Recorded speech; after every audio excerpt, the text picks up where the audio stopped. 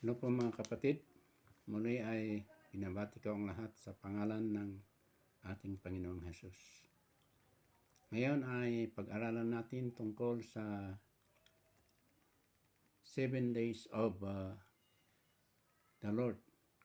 Gusto ko pong pag-aralan natin kung ano ang ibig sabihin, what is the meaning and the significance of this 7 days of the Lord.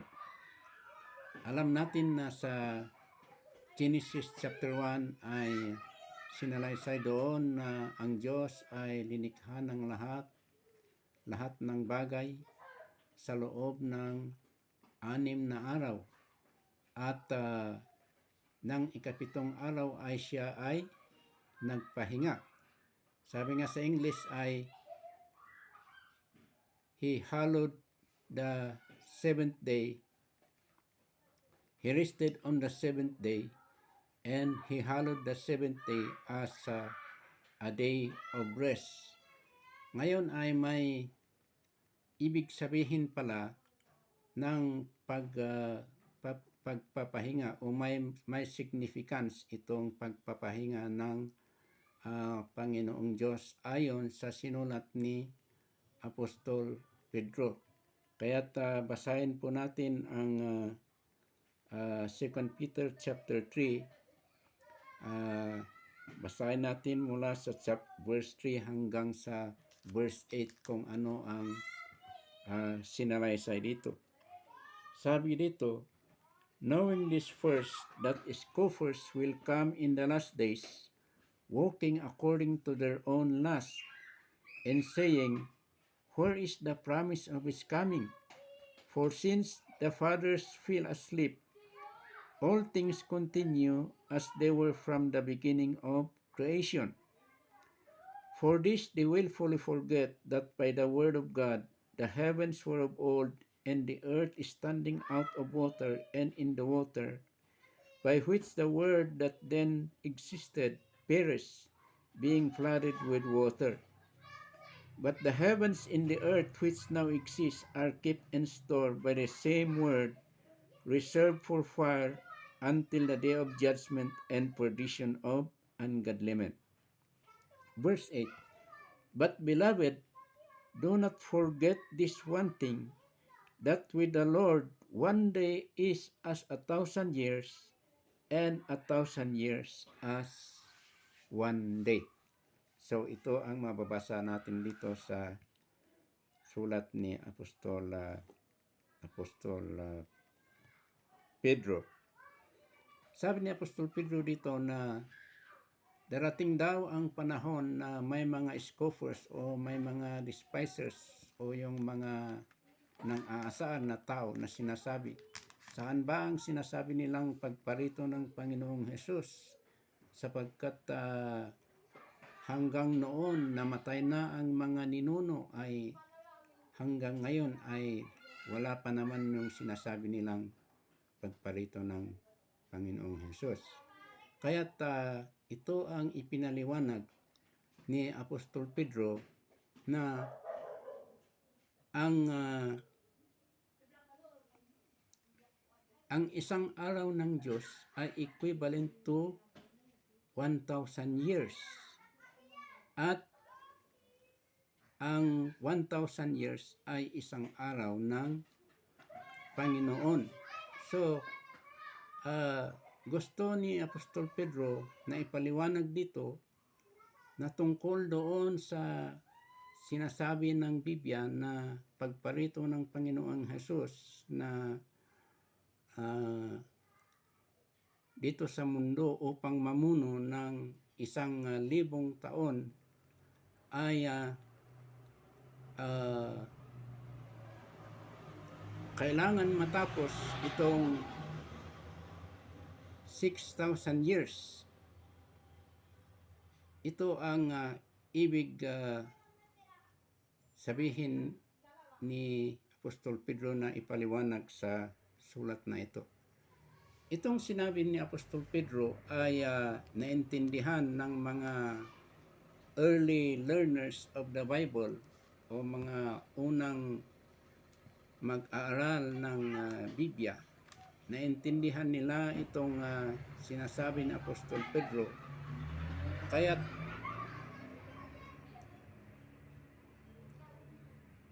sila ay gumawa ng kalendaryo at tinagurian nitong hinati nila itong klase ng panahon at tinagurian nitong panahon ng years sa BC at panahon ng years sa AD. So, ibig sabihin na ang Panginoon pala ay hindi lang 6 na araw ng tao ang paglikha niya ng lahat ng bagay, kundi ibig sabihin na sapagkat ang isang araw ng Diyos ay equivalent to 1,000 years, ay kaya'y matagal palang panahon na linikha ng Diyos ng lahat-lahat ng bagay, because it took 6,000 years ang paglikha niya ng lahat-lahat. At ng ika-7th day ng Panginoon ay siya ay nagpahinga. At ito pala, 7th day na ito na pagpahinga ng Panginoong Diyos ay may pinapahiwatig o may significance sa darating ng buhay ng tao. At ito ang ipinapaliwanag ng salita ng Diyos, lalo na sa libro ng Revelation, na itong pagre-rest day ng Panginoon ay tinutukoy itong 1,000 years reign of Christ. Okay. So,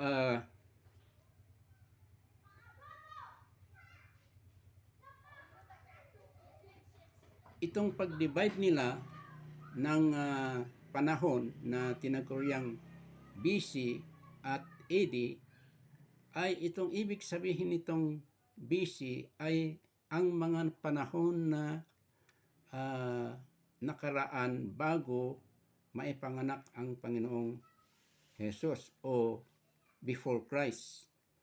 At ito ay kinalculate ng mga mangangaral o mga Bible scholars na panahon na itong na yun na nagkaraan o in the past na panahon. So, ang calculation nila ay it took 4,000 years bago maipanganak ang Panginoong Jesus. Kaya nag-start itong panahon from 4,000 BC up to 1 BC sapagkat minus ang paggawa ng panahonan na yon. At ito na mga years AD ay plus naman ang ginawa na ang pagbibilang. Ang pagbibilang ng panahon ng before Christ ay minus. Ang pagbibilang ngayon ng during the birth of Christ ay plus naman, kaya't tumataas. So, ganon ang nangyari sa inimbento ng tao na kalendaryo. At ito naman ay accepted sa lahat ng mga tao dito sa mundo, kaya't ito ang sinusunod nilang wagas ng kalendar. Okay.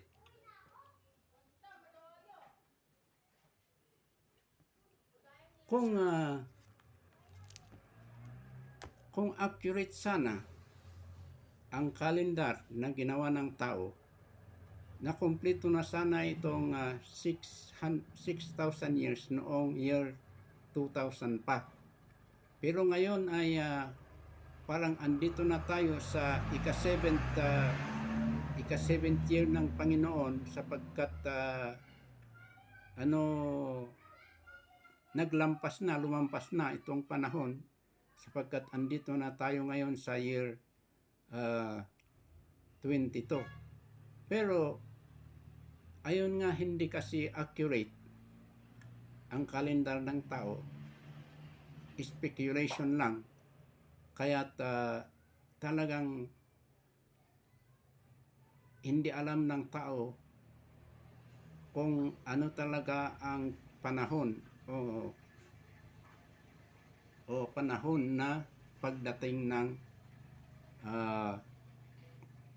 ating Panginoong Hesus na tinutukoy dito sa Biblia sa kanyang ikalawang pagdating. At itong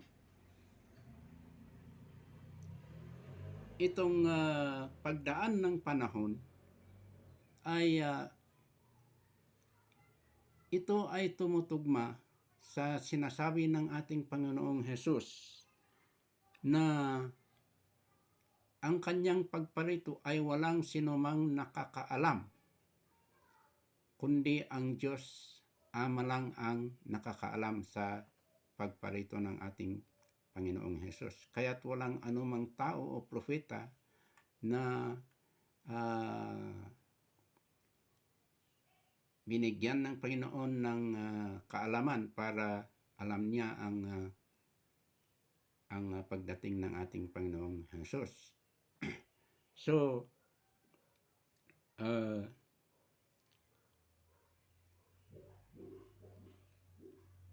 So, yun,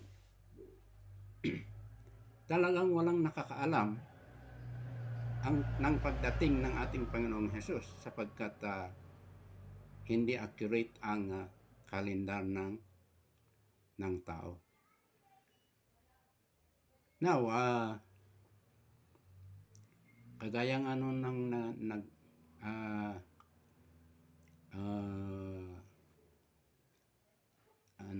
nagdaan na panahon, yung mayroon yung mga nagtuturo na ang pagdating ng Panginoong Jesus ay ganitong araw, ganitong date.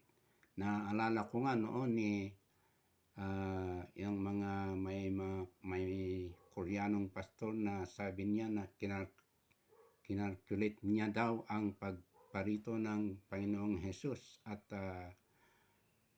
nangyari sana yon noong October 28, 1998. At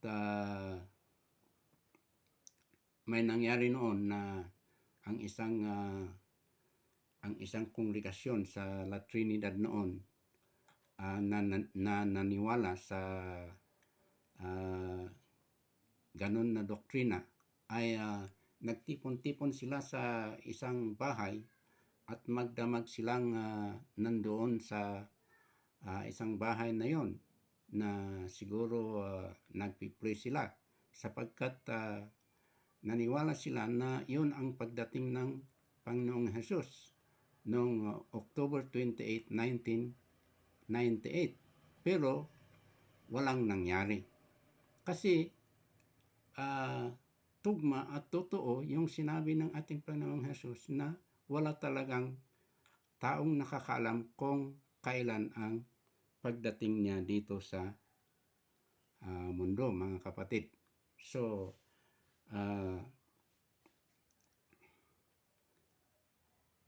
anong ibig kong sabihin? Yun ang talagang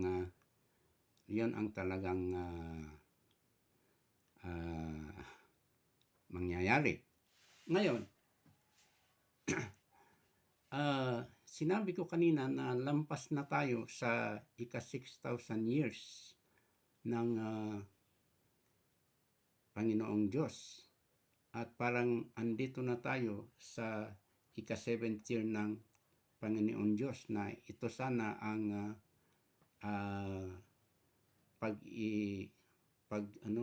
pag-i-establish ng Panginoong Hesus ng kanyang kaharian sapagkat ito na ang ika-7th year o ika-7th day of the Lord. Pero dahil nga sa hindi accurate ang calendar ay hindi hindi tayo sure kung an- andun na tayo sa ika-70 of the Lord. Ang Diyos lang ang nakakaalam sa bagay na yon. Pero ito ang gusto kong ipaliwanag sa inyo na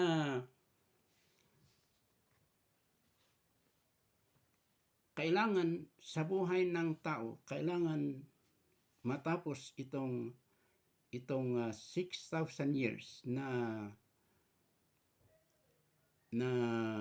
plinano ng Diyos sa buhay ng tao bago pupunta ang ating Panginoong Hesus dito sa mundo at establish niya yung pagre-reign niya sa 1,000 years or millennial kingdom. Pagre-reign niya dito sa mundo. Kaya't sabi nga natin kanina, ang Diyos lang ang nakakaalam kung kailan yung panahon ng seventh day or ika 7,000 years ng Panginoon. So, ang tao, walang nakakaalam na tao kung kailan yon. So ngayon, ang alam lang natin ay sapagkat andito na tayo sa panahon na ito, ay ang alam na lang natin ay malapit nang mangyari ang pagparito ng ating Panginoong Hesus. Yun lang ang alam natin. O yun lang ang pwede nating anong ibig kong sabihin, pwede nating alamin. Pero kung yung exact date o exact araw o panahon na pagparito ng Panginoong Hesus ay hindi natin kayang alamin. Okay. Sinasabi natin sa unang pag-aaral natin na bago dumating ang Panginoong Hesus ay dumating muna ang pag-rule ni Antikristo dito sa mundo ng loob ng 7 taon. At yon ay talagang mangyayari. At itinuro natin na sa buhay ng mga Kristiyano ay kailangan mararapture sila o mawala dito sila sa mundo bago ang paglitaw ng Antikristo, sapagkat hindi inaalaw ng Holy Spirit na ang mga Kristiyano ay maranasan nila ang paglitaw ni Antikristo. So yun ang maliwanag na itinuturo natin ayon sa malinaw na turo ng salita ng Diyos. Okay. Bigyan niyo ako ng mga 5 minutes to explain pa o 5 minutes. Okay. Gusto kong sabihin sa inyo, mga kapatid, mas lalo na yung hindi masyadong nag-aaral ng sinasabi nilang dispensation. Sapagkat alam ko naman na yung mga nag-aral lang ng Bible School, yung mga pastor ang talagang nag-aral ng sinasabi nilang dispensation, at ang iba pang mga pastor ay mayroon pang mga pastor na hindi na nila inaral itong dispensation. At gusto ko sabihin sa inyo na ang tunay na mangyayari sa pagparito ng Panginoong Hesus dito sa mundo ay sabi doon ay, "For the Lord Himself shall descend from heaven with a shout, and with the voice of the archangel, and with the trump of God, and the dead in Christ will rise first. Ibig sabihin yung mga naniwala kay Kristo no, ngunit namatay. At yung mga naniwala kay Kristo na nabubuhay pa ay sabi doon, we who are alive shall be caught up together with them with them shall be caught up together with them to meet the Lord in the air. Yun ang sabi ng salita ng Diyos. Kaya't tinuturo ng mga dispensationalists o nagtuturo ng dispensation na ang pagparito ng Panginoong Hesus sa mundo ay sa dalawang stage o dalawang kapahamakan. Una ay pupunta ang Panginoon doon sa air at imimit naman itong mga church o mga believers. They will caught up together. They will be caught up in the clouds to meet the Lord in the air. Magmi-meet sila sa air. Hindi natin alam kung ano yung sinasabing air. Ang Diyos lang ang nakakaalam, pero yon ang sinasabi ng Biblia. Ngayon, mayroong magagawa doon na sinasabi ng Biblia na 7 years marriage of the Lamb. Yun ay mababasa sa Revelation chapter 19 verse 1 to 7 ata, na mangyayari yung pagkakasal ng Panginoong Hesus at ang iglesia na niya o yung church na sinasabi ng salita ng Diyos. Ang church ay tinutukoy yung the church is composed of all the individual believers all around the world who believe on the Lord Jesus Christ. They became a part of that church of the Lord Jesus Christ. Kaya maski ikaw man